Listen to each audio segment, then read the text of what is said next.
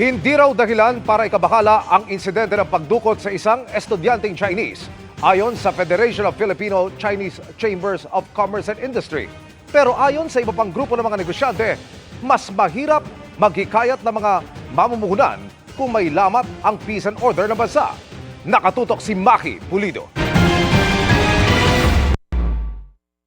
Noong dekada 90, maraming Filipino-Chinese ang tinarget ng mga kidnap for ransom group. Nagdulot ito ng matinding takot sa mga negosyante bago natigil ng otoridad. Nito lang February 20, kinidnap ang isang Chinese student, pinutol ang kanyang daliri bago palayain at patayin ang kanyang driver. Sabi ng DILG, may kinalaman sa Pogo ang kumidnap sa Chinese student. Kung ang Federation of Filipino-Chinese Chambers of Commerce and Industry ang tatanungin, hindi raw ito dahilan para mabahala.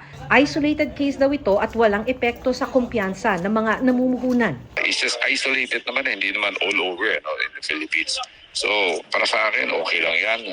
Every isolated dahil ito mga pogo, mga remnants, mga loko-loko. Para naman sa Philippine Exporters Confederation at Philippine Chamber of Commerce and Industry, mas mahirap maghikayat ng mga mamumuhunan kung may lamat ang peace and order ng bansa. Nag-uusap-usap kami dun sa mga business associates, no?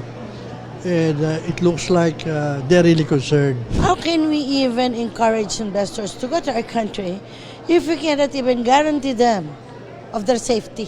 Pero higit daw sa problema sa peace and order, mas malaki ang epekto sa negosyo ng red tape, presyo ng kuryente, presyo ng langis at iba pang hamon sa pagnenegosyo. Napakamahal po yung kuryente na binabayaran natin sa Pilipinas. Dapat mabawasan yan. Kasi yung mga investors, mga malalaking negosyo that will come in, they require a lot of electricity. Isang concern nila sinasabi, number one, ulit-ulit, yung erratic policies na papalit-palit in terms of yung mga investment policy, even labor laws. Hindi lang foreign investors ang may problema dyan, kundi mga small and medium enterprises sa bansa.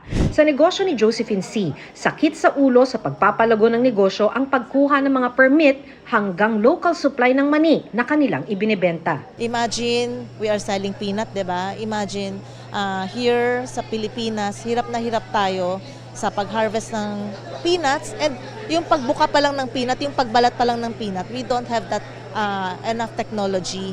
Para sa GMA Integrated News, Maki Pulido, Nakatutok, 24 Oras.